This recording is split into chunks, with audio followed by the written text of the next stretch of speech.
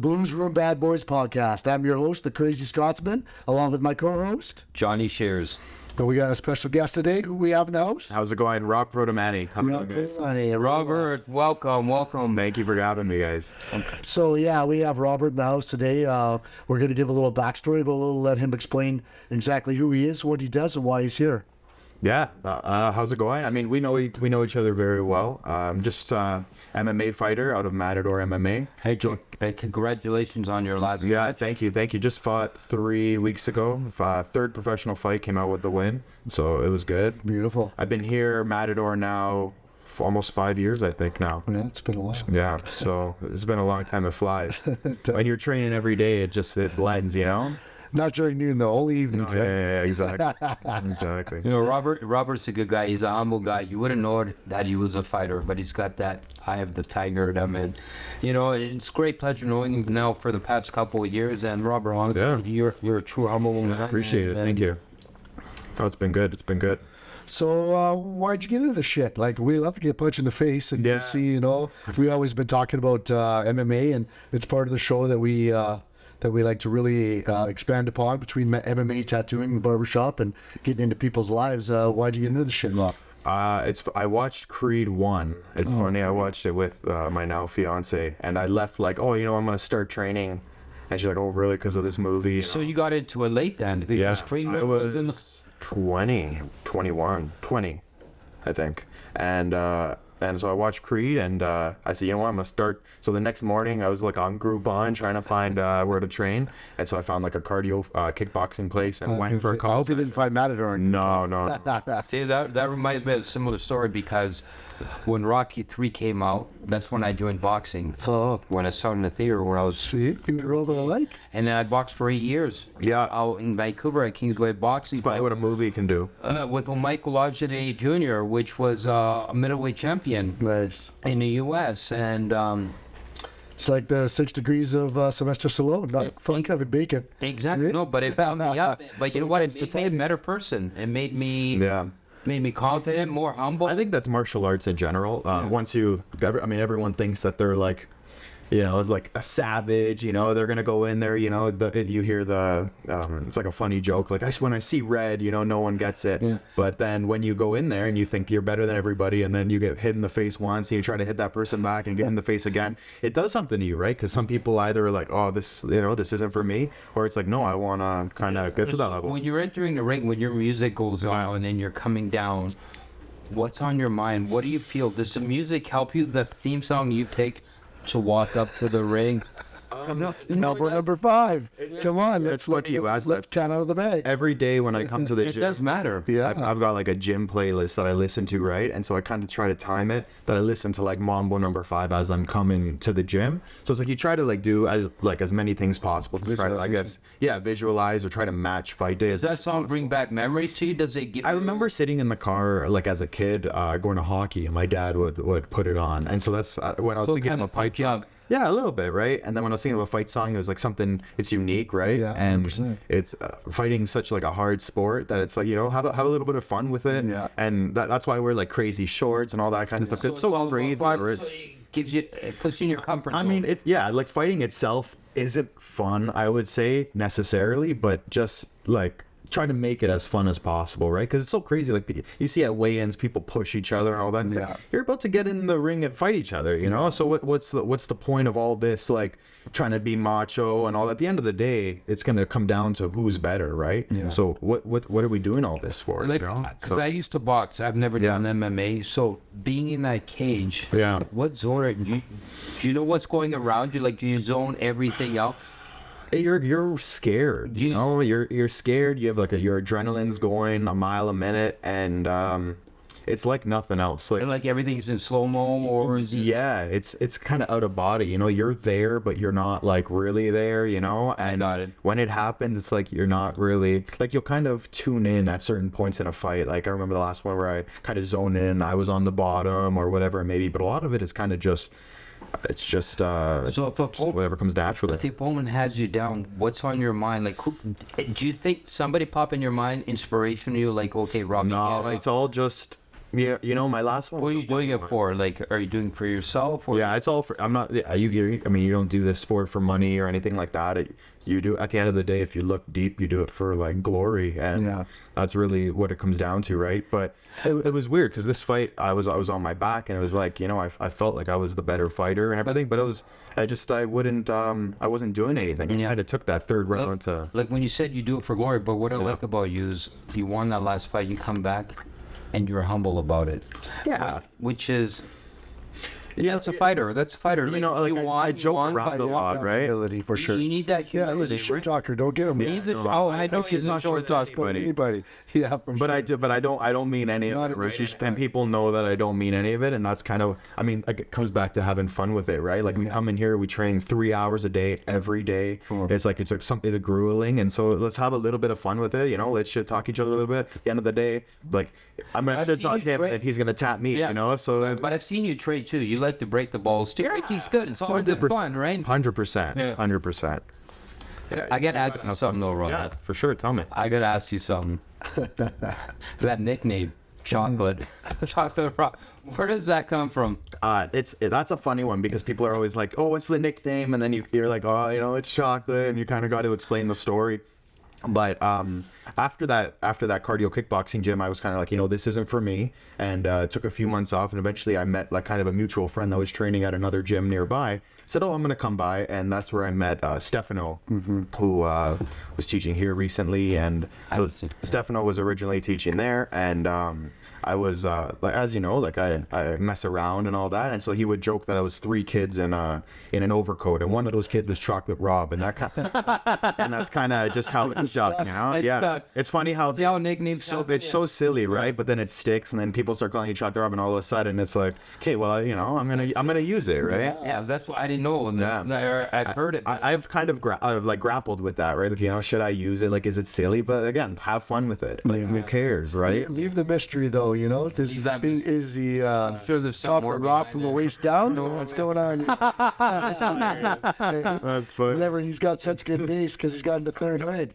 That's it. Low center of gravity. Low center of gravity. Yeah, and it's funny because the style nicknames, you know, I remember when I lived in Brazil and I was training at Hunter Academy with Master Maurição and Master Bering, and we were getting ready for the World Championships, and Maurição was Master Silvio's brother, and he would be, you know, the thick Portuguese accent. He'd be like, yo, Jeffy, and everybody called me Jeffinho from then on. But it wasn't just because he couldn't say Jesse. It sticks, right? Yeah, That sticks. The silliest stuff sticks, right? And that's what's special about it, I think. Well, just like my That's nice nickname, about it. Johnny Shears, right? Because I'm no one with my scissors, but the way I flip my scissors, somebody one day said, Johnny Shears. And that's And it's stuck. That's all it takes. Yeah. And then I watch videos of me cutting, and it's like, oh, it's like, For Scissorhands.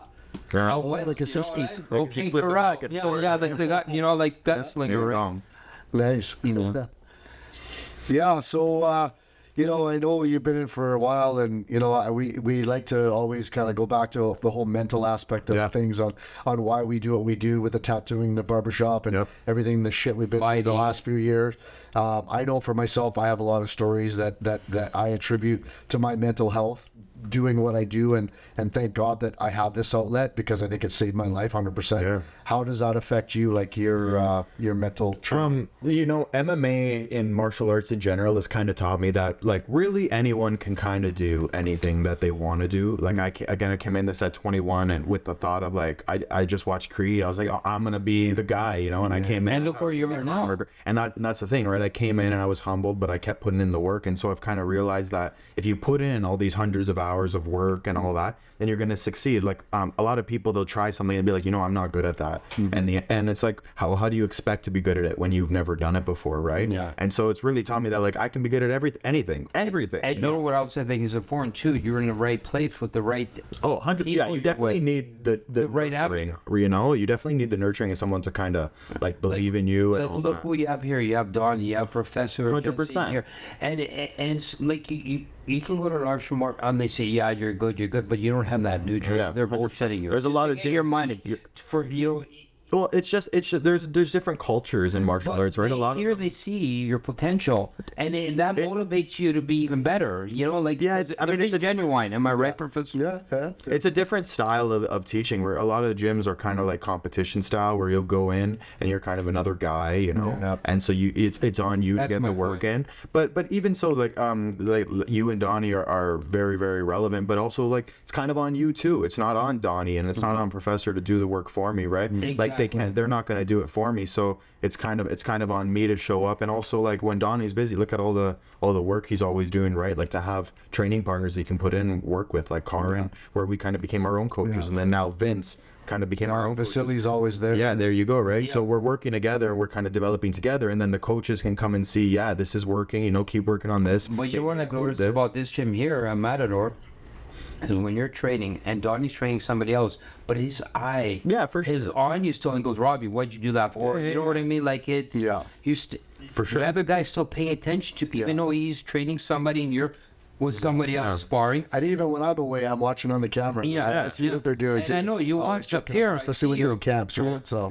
Yeah, and that kind of, I mean, that comes down to when I started, right? Because I did start at another gym and I met Stefano there, and I wanted to compete from the start, right? Because I wanted, like I watched Creed, I said I want to be world champion, whatever, and so right away I wanted to fight, and so it wasn't that same kind Well, of. props up on you because you got into the game late, so and you know which is Yeah, but it's all about hours, right? So people about start hours, but years it's before. in you, it's in you. Yeah. You feel it, and you know that movie inspired you, but it brought it out in you. Like it's Yeah, but you gotta gotta put I time in wanted it, right? It's like, so I left there because it wasn't kind of that nurturing environment where I wanted to fight, kind of wasn't given the time of day. Or at least when I showed up here, I remember the first thing he said to Donnie, it was like, what do you think? And it was like, okay, he's not fight ready yet, but I see that he's got this. Let's get him fight ready by September, November, whatever it may be, right? And so it wasn't like, so I had the work ethic, but also like I felt like, okay, it's not just going nowhere. There's actually like, let's get this September, let's drop the weight, because I was heavier then, you know, like you need someone to kind of give you that goal a little bit, because if you keep grinding, eventually, like if there's nothing to kind of grab onto, you're going to burn out, right? And so you kind of need something to work to. and your family supports you. Like I know you're getting married. How's your fiance support? She's great. When I first started, it was weird with like parents wise, because they just want the best for you, right? But every fight, you know, they've kind of gotten more comfortable with it, and they're huge helps, right? Like where they'll have food ready for me, they'll weigh out, track my say like my whole wheat pasta and all that, have it ready for me boiled when I get into That's the gym. important because they see that you're very serious about it, and it's They supporting see you. me investing it, right? Yeah. And so then they And it's also. nice to see them invest in you. 100%. Yeah, no, I get it. I said it after I fought. The first thing I said was just thank you so much for the support, you know? Because like this might be a solo sport, but you can't do it without your team, right? You really can't. I think that when, you know, people, the public sees, you know, the UFC and yourself and people that are professional fighters, and they see you and the eyes are all on you, that a lot of people realize it's like an iceberg. They see the iceberg, you know, sticking out of the water. Oh, that's beautiful. But they don't realize that there's so much essence and everything below it. Like there's so much support that has so much more, I don't know what the word would be, but, you know, that should be more gratifying and more attention to that. Because, Exactly. you know, with your fiance and Anyone can show them to fight, right? It's the putting in the consistent work. And you too, with your full-time job and everything, you're watching what you eat, you're training. It's like the last fight, you had a tough time with your weight too, right? It's just about, I think, balance between fight camps. I think is the most important thing now, because I don't want to say like how do you balance it? Like my question is, how do you balance like upcoming fight and your work? Like you don't want to like your it doesn't make it doesn't change anything. It's just it's really it's just about the hunger pores I'm talking about. No. You know what I mean? Like, when you can't make weight,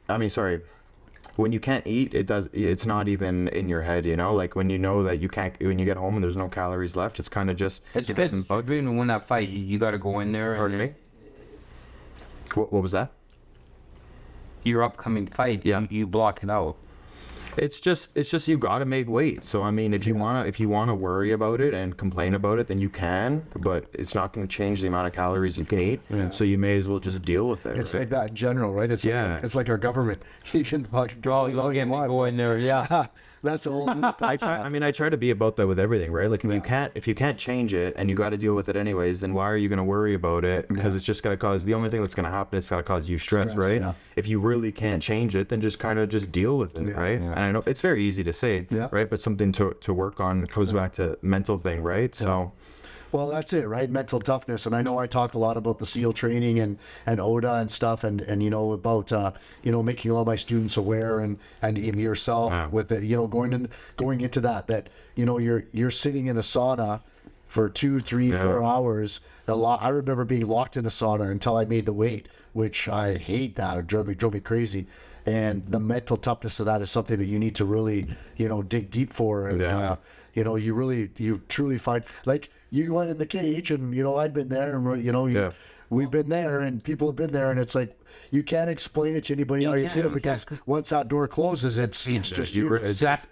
I remember my amateur fights in boxing. I couldn't sleep the night before, like weeks before the fight. Like 2 weeks, I couldn't. It was you can't explain it. Martial arts and fighting sports in general kind of tend to be that thing that if you don't do it, you don't really understand it. MMA is one of those things.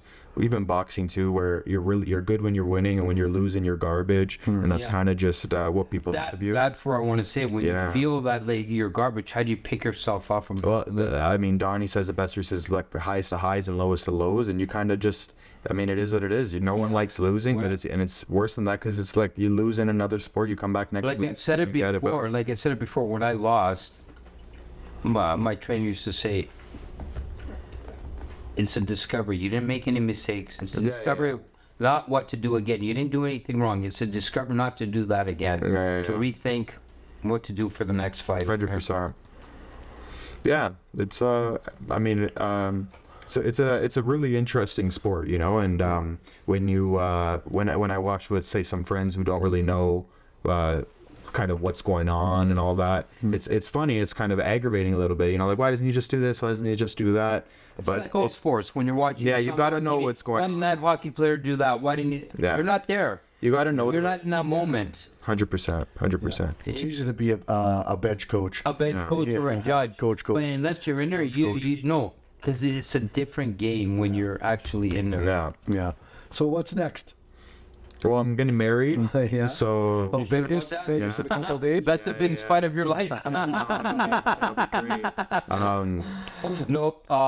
And then I'm probably not going to fight till I'm looking at October. Okay. I know that Prospect, who I just fought for, is going to have an event back here. Okay. Same place. Rebel was really good. That's awesome. Really, really great organization. So props to Jamie. It was a good event. I've heard. Yeah, I heard it was a really good event. So I'd like to get back on their card. October seems like it works timeline wise. Gives me a lot of time. To get better. After you, either put on your boxing robe there. Yeah, there you go.